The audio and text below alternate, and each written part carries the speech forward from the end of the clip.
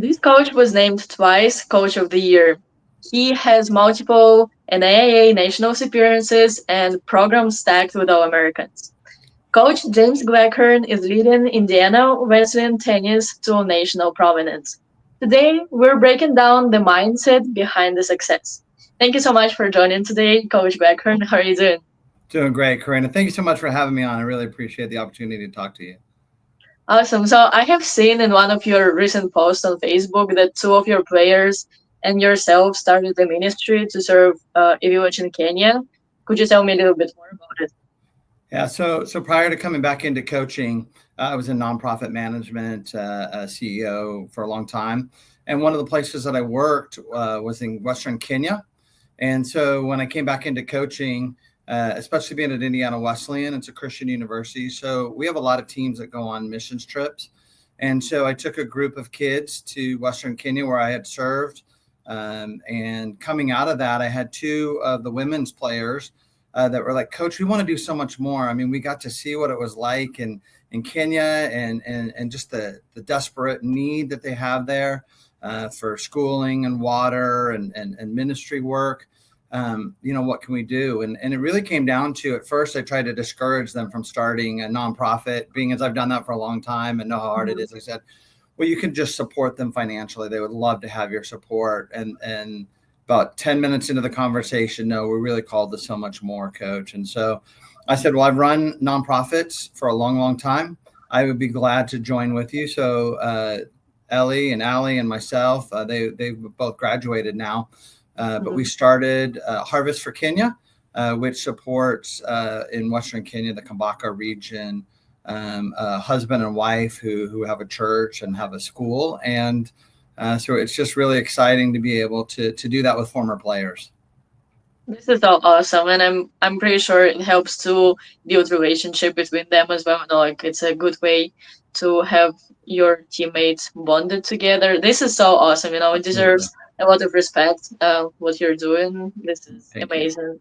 We'll talk a little bit about some of the community engagement later on. Great. So, am I correct that you used to play for Indiana Wesleyan back in the days in late Yes. 90s? And Yes. now you're coaching here. So what brought you back? How did it happen? Yeah, that's a great question, Karina, because I was perfectly content doing international ministry. And right before I came back to Indiana Wesleyan, I was spending a lot of time in Central America, working a lot in Honduras mainly, and a little bit into Guatemala. And I got a call from the athletic director saying, hey, you've been recommended to come back and to coach here. And I said, that's wonderful. I'm grateful. This place means a lot to me, but no, I have an amazing job that I'm doing and we're settled in Atlanta but no, thank you. And then I hope this happens. I tell a lot of recruits the same thing. My tennis coach called me and he's like, James, we need you to at least talk to the athletic director. We need you to interview for the position. So out of respect for my coach, I took the phone call and we kept talking about, there was just a need and they wanted somebody who'd been in the program to continue the program in the way that we've always run it. And then I got a little bit of arm twisting from my coach, Coach Porter. And next thing you know, a month later, I show up 3 days before kids report. And here I am going into my fourth season and love being back. I love Indiana Wesleyan. This place is really special and it means a lot. But coaches have a huge impact on players. And it doesn't just start with the recruiting process and end at the end of the career. It continues on. I've been back here 30 times in the last 30 years, at least, if not 40 times between my wife and I to come back and visit the program, visit coach. So that's how I ended up back here. It's a special place here. And I really wanted to be able to pour back into the kids what I got poured into when I was a player here. Mm-hmm. So you said that coaches is a huge part of your college journey before, after as well. So what's some of the mindsets or maybe your coaching philosophy that you're following in your day-to-day life? Sure. So the first thing when I start with a kid, I'm really clear on who we are. We are a Christian university. Not everybody who plays here is a Christian. I've had a lot of people of different faiths, people of no faith, but it is who I am. I'm a Christ follower, and so that's always going to be important to me. But a part of that is also saying, hey, you know what? Wherever you are, whoever you are, you're going to be welcomed here, and we love to have a lot of dialogue. And I tell everybody, whether you're here for a semester or for all 4 years, once you're part of the Wildcat tennis family, you're a part of the Wildcat family forever. And so that's really what I try and instill. We have a real closeness between our men's and women's team. We do a lot of things together, not just in the preseason, but throughout. And even when the season's over, you'll see 8, 10, 12 of the kids together. I'll go sit with them sometimes during a volleyball game or basketball game. We just want to create a family atmosphere because you really need to be able to grow as a person. You need to grow as a tennis player and as an athlete, but you need to be prepared to go out into the real world and be a successful member of society. I mean, I have one player out of 35 that probably has a chance to play on tour if they choose to. That means I have 34 other players that are going to be doctors, lawyers, school teachers. And so I want to make sure that as a part of our family, we're well-rounded and that you have an opportunity to grow every day as a person and as an athlete. Yeah, this is awesome. I agree with you because I think coming from a sport where we play individually our whole life, it's so hard to be there for your teammates, and without building this environment of family, it will be really hard to succeed. So that's, I think that's awesome that you're trying to keep this environment for all of your players. Going a little bit more towards technical stuff, I would say. So you've coached both men's and women's teams. Correct. Do you adjust your approach, or is there a consistent coaching foundation that works across the board, for all of the Sure. players? Yeah, thanks for that question, Karina. So it's both. I think all coaches are going to say that. Some of the ways you might approach what you do might be a different within a men's team and within a women's team, and different between the men's and the women's team. Because we want to get to know all our players as individuals. We spend a lot of time in the preseason. We will have a coach come in and work with us, talk about teamwork, talk to us about different personality types, whether, that's a disc test or another type of test. And we'll put ribbons on the tennis bag, a blue, a green, a yellow, a red. And that even gives me a sense of how to coach that individual player. Just as an example, 2 years ago, I had a player who was a green, so very process oriented. You can't just say, move your feet better, close the net. They want to know why. And so when they came back for their senior year, I started out, you got to close the net after your approach shots. You're stopping. And then I said, okay, take a deep breath. And as we walked back to pick up the ball, it was, Maria, when you stop, you have a tendency to lean back and pop your volleys up. But when you close after a split step and close the net, two things happen. You're getting a better angle. You take the net out of play, and you're there for a closing shot. So in those senses, I work with each individual player. And then in terms of a team approach, where it is the same, pretty much every day we're going to start and go through the cycle, right? Forehand to forehand, backhand to backhand, down the lines, to all those kind of things. And then it really gets split between the men's and women's team on what we need to work on as a team, whether the women, a lot of times when we play top 5 teams, top 10 teams, they'll reset the point really well with a moon ball. So on the women's side, we work on swinging volleys a lot, as an example. On the men's side, they all attack and swing at the ball. I don't have to do that. On the men's side, a lot of times it's more technical around the footwork. And that's what I see as a bigger issue on the men's side. How I approach within those drills, again, I would say more than, hey, maybe being nicer to the guys or being harder on the girls. It really comes down to trying to coach to the individual player. And because we have a team atmosphere, one of the things we do is we win as a team, lose as a team. I mean, every coach talks about that. But even within the drills, if an individual's not doing it, then somebody else on the team better pick them up and do it together. And if we're one person screwing around in a drill, we can all run. So in that sense, it really is, what does the team need? And then what does the individual within that team need? And that's been my prevailing philosophy, whether it's been in tennis or running a nonprofit. Mm-hmm. Interesting that you're bringing, your nonprofit experience into coaching because, from the outside, it's completely different areas of our lives. Is there anything else that, your experience before your coaching career helped you during, since Sure. you started to coach? Sure.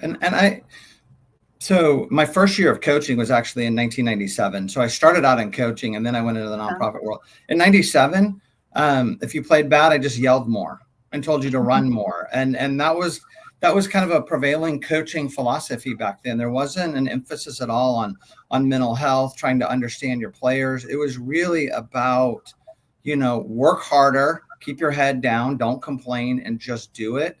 Mm-hmm. And then going into the nonprofit world, people are people. So whether it's coaching or whether it's leading an organization, the empathy, I think that I learned serving people in Africa and Central America and being in a lot of third world countries, just how blessed we are here in America and the opportunities that we have. I communicate that a lot to the players that, you think you're having a bad day because you double faulted twice in a key game. Yeah, that is bad. But at the end of the day, you have food, you have shelter, you're getting an education. And at the end of 4 years, you're going to go out and have an opportunity to have an amazing career. 3 years ago, I'm in villages where they're worried about running water. So let's keep tennis in perspective. So that's really translated from the nonprofit world and being there. And then the other thing that I really think has translated is just the maturation. I'm a much different coach at 55 than I was at 28.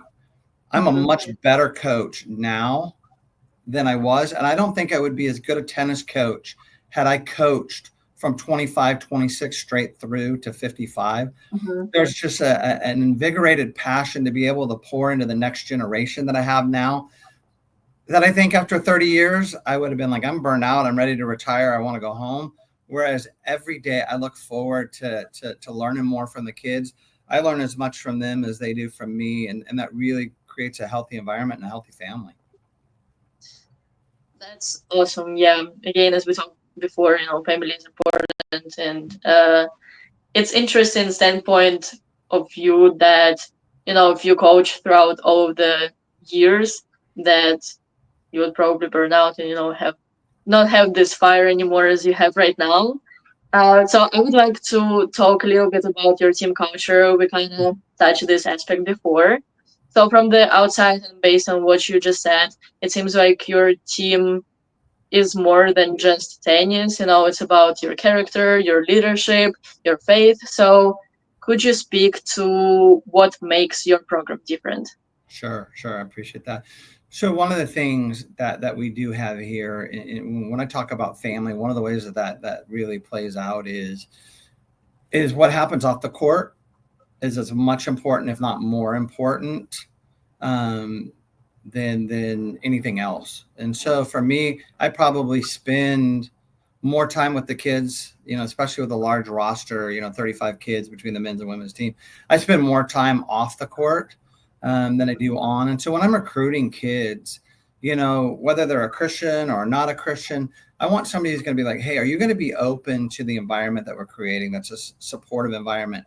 One that when we're off the court, are you going to want to hang out with the other teammates? Are you going to want to do things? Because I want to create an environment where 30 years from now, when I call you and say, hey, Karina, I need you to come back and coach. And you're like, no, thanks. That a month later, you're going to be coaching. So creating and finding kids that are like, I want to get better every day athletically. I want to get better academically every day. I want to be a better person. Those are the kids that I want. And I recruit for the family too. If a parent is going to entrust me to have the influence over the kid for the next 4 years, I want them to have a real level of comfort that I'm going to provide an environment where their kid's going to be successful in those areas that I've talked about. And I think, Karina, I know that you're currently going to school in Oklahoma. You don't have an Oklahoma accent, so I'm going to assume you weren't born in Oklahoma. But you know how it is in college tennis nowadays. There's a lot of international kids. And you think about sending a 17-year-old across the world to come play tennis for 4 years in the middle of Indiana in a town they've never heard of. I mean, that's hard for a parent to do. But not only do I recruit the kids, I recruit the parents, because I want them to not only know that they're going to have an incredible environment for their kids, but they're also going to have a place that they're welcome to come. Last year, we had 3 parents come from out of the country to come and visit their kids. I've gone and visited parents when I've been on vacations and holidays. Sometimes I'll even schedule them around trying to go see parents in their country. But it's really the environment. It's one that's conducive to say, you know what, if this was a workplace, this is how you should act and treat other people. This is a school, or if this is your home, because it's not separate. It's all one. Who you are is who you are. Come here if you want to grow as a person, grow academically. It's really as simple as that. And in doing that and coaching, high school coaching, the first time I coached was in high school, was in 1989. I coached, and I've never, ever had to cut a player. And I've never had to ask a player to come back. And I want to recruit good kids that want to be a part of something better. Yeah, honestly, you just explained my story. So I'm originally from Ukraine, and I came to the States when I was 17. I didn't know anybody. Whenever I got offer from University of Central Oklahoma, I had to look up on the map where Oklahoma is located. I'm like, okay, Texas, Oklahoma, I got it. So yeah, absolutely. And if somebody told me 3 years ago that right now I will call this place my second home, I would probably not believe this. But I agree with you. We spent 4 years here, and at some point you have to feel like you're part of something bigger than just school and tennis team. You mentioned that it's important for you and your players to build relationship outside of the court. So could you walk me through life outside of tennis and school for your players? How does it look like? What they're involved in? Yes. Sure. So other than intramurals when we're in season, I encourage players to do as many activities as they can. When you graduate and you get married, you have kids, you are working full time. Kids always think they're busy. Oh, coach, I have so much studying to do. Coach, I'm like telling you, this is probably the easiest it's going to get for the rest of your life. So you better enjoy it. So for us, a lot of times, sometimes it's the women's team going down to Indianapolis, just to get out of town, and they'll go and they'll have a dinner together, and then they'll go, make cookies together or stuff like that. Or they'll go and play top golf. The girls and guys will go together. The guys team will do something like that. So there's a lot of activities that I really encourage. And if we haven't been together, other than, tennis, and of course you're doing your lifting and your conditioning, we'll have the kids over to our house. My wife and I'll host, or there is a famous ice cream place that's about 20 minutes from here. And we'll just be like, hey, Thursday, whoever can go, we're going, coach is paying. Let's go get some ice cream, just to make sure that we're in community and fellowship together and really doing that. But Karina, it really extends beyond that. I had a kid from Sweden who came, a January kid, plays the season, goes home, comes back in the fall, made him a captain, which I usually don't do that early in your career, but just really good kid. And he tears his shoulder up in the second semester here. Wow. Can't serve, can't play. Hey, I'm not going to give up on you. We're not going to take your scholarship away. We can rehab it. You can have surgery here. He's like, coach, my insurance isn't going to cover that. I got to go home to Sweden at semester. So he left, and I've stayed in touch with him. He left, but he didn't leave the family. He's been back to the U.S. twice since he had a shoulder injury. He's invited. He's always welcome at my house. He can stay here. He got baptized when he came back. One of the times he was our number one player was getting married, and he came back for the wedding and at the bachelor party. I guess that's what you do sometimes at Christian universities. You baptize people at your break, but bachelor party. But it was just an amazing thing to see. He's healed now. We tried to get him back, but just because of 2 seasons in and not enough units, he can't play. He's a policeman now over in Sweden. And I talk to him at least once a month. And I have other players with similar stories because you are a part of that family and you never leave, whether you play one match or you never get in a match. Hey, I'm invested with you. I have a kid who graduated last year. She would only play in the fall because of her major. She couldn't play in the spring. She was probably number 15, 16 on our roster. Senior day, she got honored like everybody else. I text her probably every other month. How you doing? You know, how's your career in physical therapy going? So it's a really neat environment that we have being in a smaller town because it affords you opportunities to do a lot of things on campus and off campus together. And so it's been a great experience for most of the kids. This is so awesome that you keep in touch with your players. I would love to have the same experience afterwards, after 10, 20, 30 years of me graduating from college. So it seems like you have really nice, warm, soft atmosphere in the team. Are there any rules or non-negotiables that you follow? Yeah, so we have rules as a university, which is one of the things when it's recruiting that you really have to be upfront, right? And any coach should be like, hey, if there's something that's different or unique about your university that could make it difficult for people maybe to acclimate to their tennis career here and their life here. We are unabashedly a Christian university. That means we have chapel on Mondays and Fridays for about 45, 50 minutes. And I really want kids to know that, there's a speaker, there's some singing. It's mandatory. You have to hit 80% of the chapels. Be respectful when you're there. You don't have to sing. You don't have to listen. But you do have to be polite about it. We pray. We pray into practice, pray out of practice. And that's just who we are. And I've had atheists. I've had Muslims. I've had Catholics. I've had a Baptist. I've had everybody that's been on the team. And again, it's just be respectful. So those are some of the school rules that we have, but some of the non-negotiables that we have and I'll tell you, even I struggle with it sometimes, Karina, is we're going to make good line calls and we're not going to cheat. And if I see you doing it, I have overruled more kids in the last 3 years than any other coach that I have seen. I might see one overrule a season from other coaches, and I usually am rocking 4, 5, 6.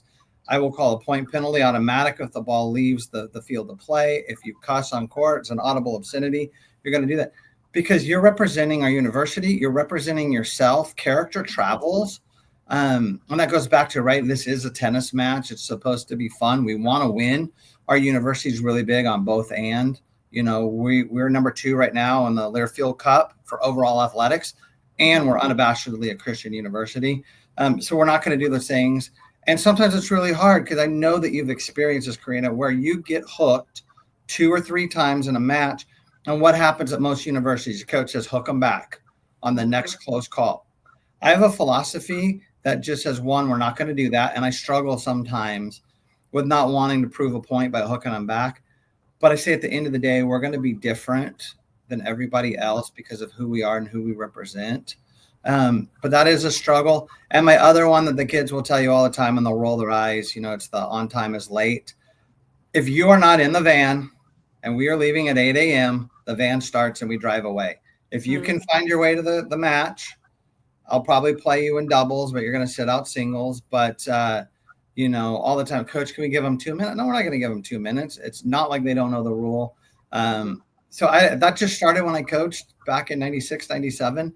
And I've just always had that. That's the one big rule is just don't be late. It's disrespectful to me. It's disrespectful to your teammates. And that goes whether it's a match or a practice. Communicate ahead of time. There's obviously things that come up. But I can give you one example, Karina, where I just about wanted to wring the poor kid's neck. I just had a talk with him about, this is my number 1 player, right? And I'm like, hey, lead the team, be the best. Work harder than everyone else. I was struggling with him a little bit. And we had a talk in the morning. We need to be there at 1 to warm up for the match. I see him strolling in at 1:03, 3 hours after we had this talk.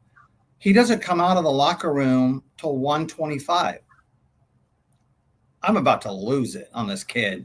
And So we had a talk after, and he played horribly. He wasn't prepared to play, wasn't ready.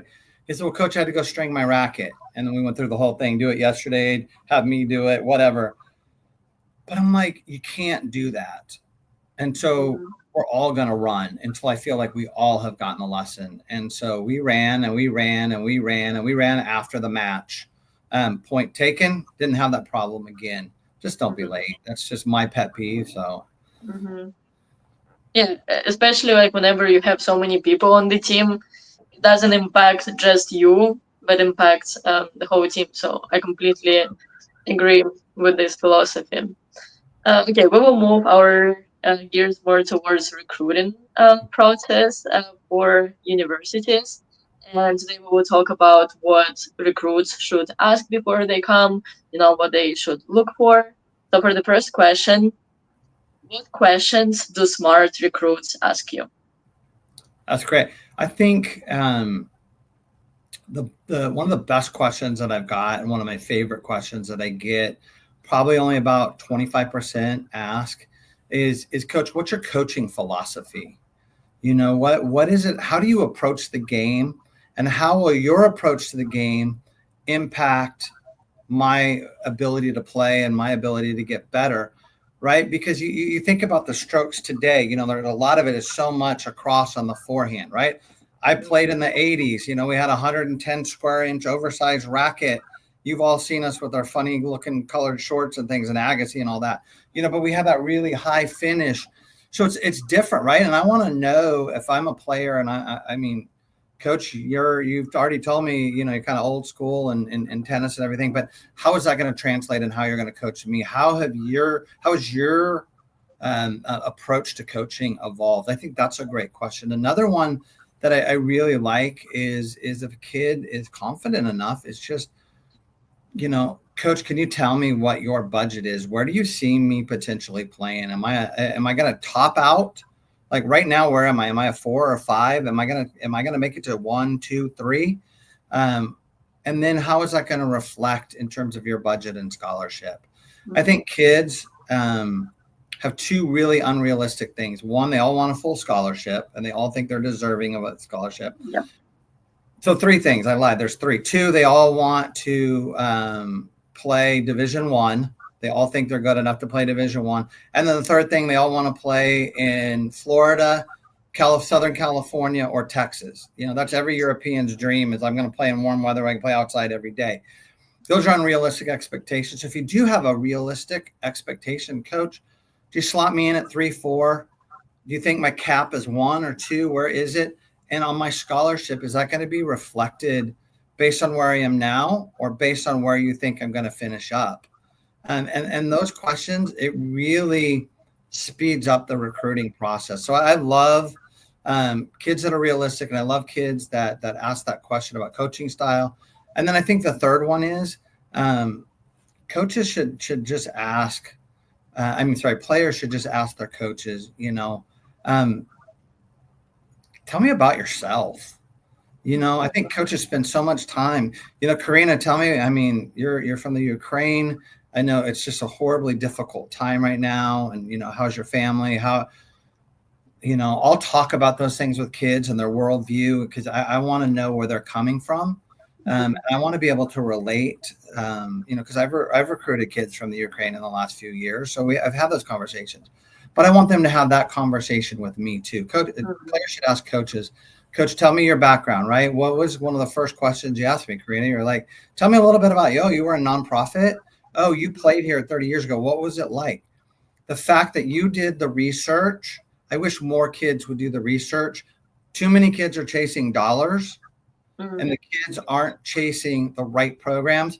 And that's why right now we have, 550 men in the transfer portal, because they didn't do their homework and they always think the grass is greener. I lost one kid this year between my men's and women's team. And it was a German kid who didn't get accepted into the Harvard Business School of Germany as a high school student. He got accepted after this year. He reapplied. He had my blessing. You need to go back to Germany. That's an incredible opportunity for you. Huge loss for us. But other than that, I wouldn't have lost any players this year. And that's because I like to do and find the kids that are going to ask the right questions. And I want to give them the right information and be really honest, transparent, and realistic with them. That's that's great feedback. I've been helping some of the athletes to get to colleges in the US over the last 2 years, and every single time, like I didn't think that I should educate them on what questions you should ask, but then whenever I started to connect together with players and coaches, I realized how much of a struggle it is for people, to ask the right questions to make the right decision because you can have two schools. Let's talk about dollars. It's gonna be the exact same price to attend both. How are you gonna make decision where you're Sure. gonna go Right. if you don't know any details about coach and the team culture? How your life will be in a specific place. So I appreciate that you shared some of the questions that are important to you. Hopefully, it will be helpful for a lot of people, and they will Sure. know what to ask next time. So, is there anything else specific? What should players be asking about scholarship, playing time, academics, or anything else? I really do love it again when kids are really upfront and honest. If kids tell me, hey, I want to play D1, I didn't get an offer, I'm going to come play for you guys for a year and then look to transfer. Um, so not just asking a question, but being really transparent on what you want. Mhm. I'm not going to recruit you here. It would be very rare to have a kid that was upfront and said, I'm going to say, hey, you're probably not, this isn't the best program for you. So I just think the transparency, maybe more than a question, that players, if they would be more transparent, would be really, really helpful because I try and be respectful in that same way. I think the only other question that I would get around the academics, is we all talk about the majors. Um, Coach, what is it like if I come there to your engineering program versus Mhm. going to business? You go business here. No offense to our business department, we have a really good business department, but it's not quite as academically rigorous as if you were in pre-med or you were in engineering. I have 5 kids in our engineering program. Um, I see them come in blurry-eyed for 6 a.m. practice. I'm like, what time did you go to bed, Coach? I was studying until 2 in the morning. Engineering is really tough. So Mhm. if they would ask those questions around what is it like for your major, their major at your school, I think a lot of them could save themselves a little bit of heartache when they get here Mhm. at academics. Mhm. Is there anything else that players should not ask coaches? I'm really transparent, Karina. I will. You ask me something, I'm going to tell you the honest truth. Probably, I'm going to tell you more than I should. A lot of coaches want to do this, but if you ask me, if Karina, if I was recruiting you right now, and you said, Coach, how many kids are you recruiting for this last spot? I would be like, Karina, I got 3. You're one of 3. I want to make my decision by next Wednesday. Um, I'm really basically, I have you and one other person up there. And if you ask me who it was, I'd tell you who it was. Mhm. Um, I just feel like we don't have to make this difficult. I want kids who can be transparent with me and know that I always have an open door. So that starts with the recruiting process. So Mhm. there's no question that I won't answer other than, oh, I heard Karina got a full scholarship. Did she really get one? What other kids get is none of anyone else's business. And I tell kids when you Mhm. sign, you can't tell other kids what you got. But other than that, I'm an open book. You come in my door. If you don't like the way I'm running practice, as long as you're respectful, you come in, Karina, and you say, Mhm. hey, Coach, the 3 drills that you've been running for approach shots are the same 3 drills. I hate them. I don't ever want to do that one again. And then you laugh about it. What I'm going to do is I'm like, Karina, that's awesome. Thank you for letting me know that we need to do something Mhm. different, or there's a better drill maybe. All right, tomorrow at practice, Karina, after we warm up, you're in charge of the women's team. You run the drills. I'm going to give you the first 30 minutes because I think we all get better when we teach, and we Mhm. all get better when we are open and honest with each other. And if you're thinking it, I know other players are thinking it. So to come back full circle, Karina, to your question, there's no question that would bother me other than what other people are getting. Ask away, Mhm. because the more information you have, the better decision you're going to make. Mhm. Did you ever had really weird questions that you did not expect people to ask you? Yeah, there's been some really, really funny ones um, I'm trying to think of one off the top of my head. The last one that I got, it's probably not the craziest question I've had, but it was just like, coach, if my girlfriend wants to come visit, they can't stay in our dorm rooms, and it's really expensive for them to get a hotel. Can they just stay at your house for the week that they're going to be in the U.S., and then you can give them rides to school, and they can hang out there, and can I come over to your house and we hang out so we have a better place to hang out? To which the answer was no, but we'll have you over for dinner once or twice. That would be great. But I don't run a boarding home. If it's a night, sure, no problem. I get that. But no, we're not a vacation. We're not an Airbnb. But I do get random questions like that sometimes from players and recruits. But they're most of them, I'm just like, okay, whatever. They're 17, 18, 19-year-olds. To them, it's probably not an odd question. At least it shows that they trust you enough, to ask you if somebody can stay for the whole week in your house. I think it says a lot about how they see you, that it's more than just, coach on Yeah. the tennis court. Well, these were great answers. And before we jump into our last part of the podcast, is there anything else that you would like to share about yourself, about your team, about school that maybe we didn't cover? Sure. I would just say that if you are looking for a Christian university, one that really competes well in all athletics, but especially in tennis, and you want to be somebody who thought about going Division I.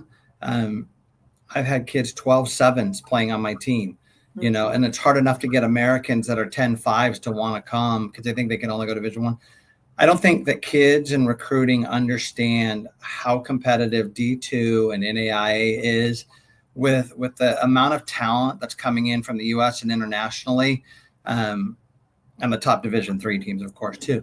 But across the board, you are going to have competitive matches. So just be open.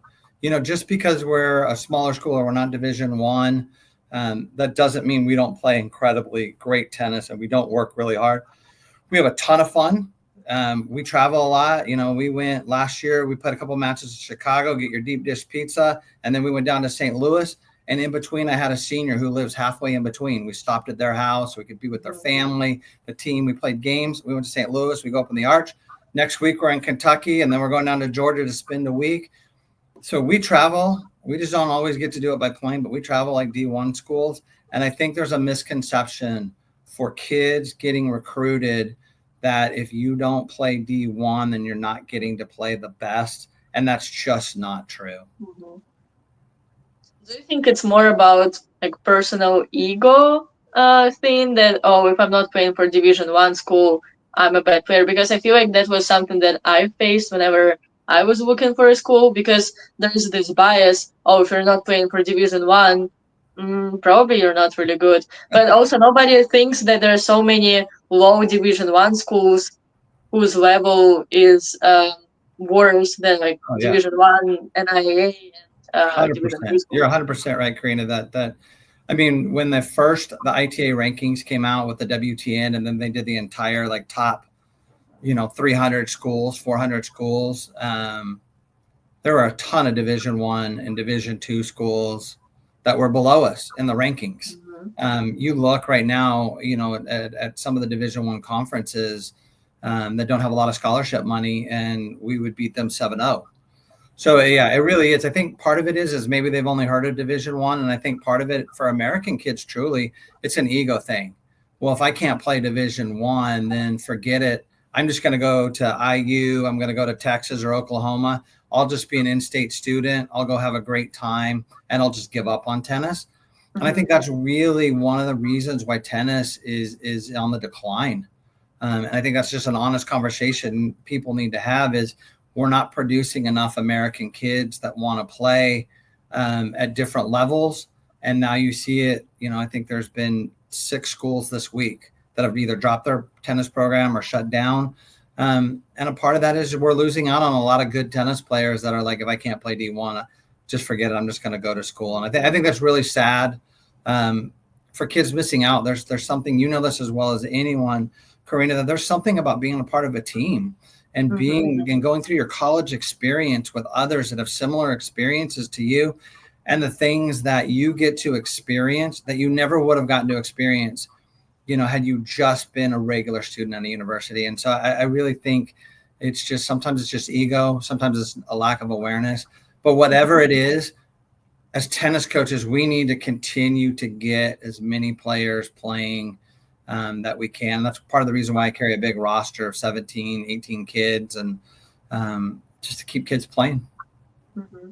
Yeah, that's crazy to me to see, on this Facebook group, every single day somebody posts that this program was cut, this program was cut. There are some schools that I personally played against this semester, and now they're cut. Like, for example, DBU, Dallas Baptist. Yes. We played against them a few months ago, and then we found out that they cut their program. The team made Right. it to national competition.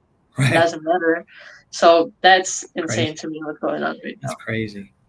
Yeah, well, anyways, for the last part, we're gonna play a little game, which is called Choose Your Team. Basically, I'm gonna give you 6 categories, and I would like for you to choose one ATP or WTA player who you think fits into this category. Okay. So, for the first one, we got the best tennis IQ. I'm gonna go with Joker. I think he's just Okay. so smart. Okay. The best dressed up person. On the court or off the court? You can choose whatever you think. I don't know. I'm gonna say I liked when I was back a few years ago. I saw Taylor Fritz at Wimbledon, and I thought he had a pretty unique, cool outfit. So I'm gonna go with Taylor Fritz. Okay, for the next one, the best technique. Ooh, man, right now I'm gonna go. I mean, this is an easy answer, but I'm gonna go for the most of his game. I'm gonna go with Sinner.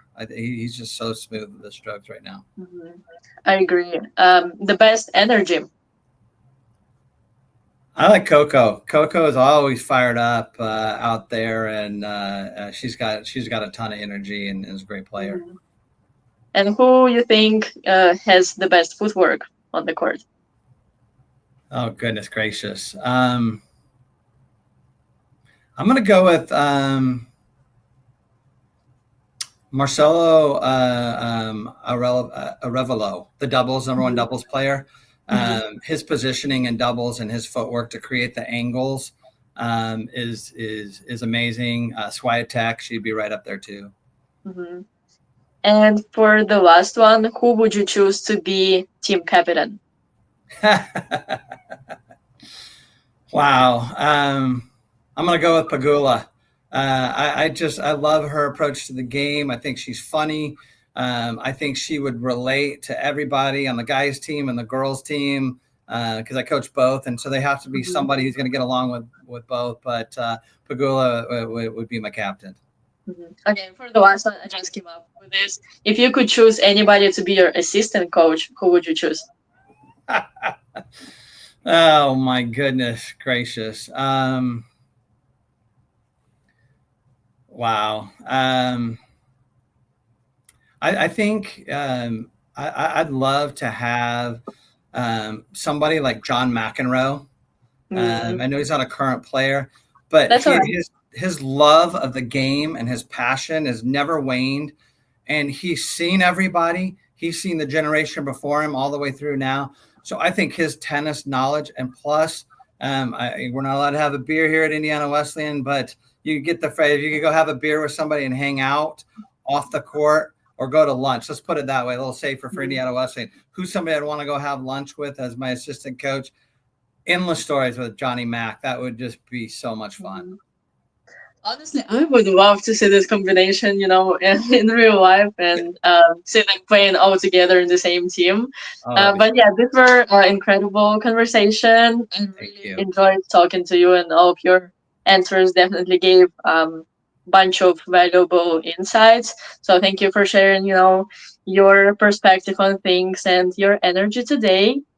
So, for all of the listeners, if you would like to learn more about Indiana Wesleyan, I will leave a bunch of different links for school and contact information. So, hopefully, that was helpful. Thank you so much. Awesome. Thank you, Karina. Thanks for having me. Really appreciate it. That was awesome.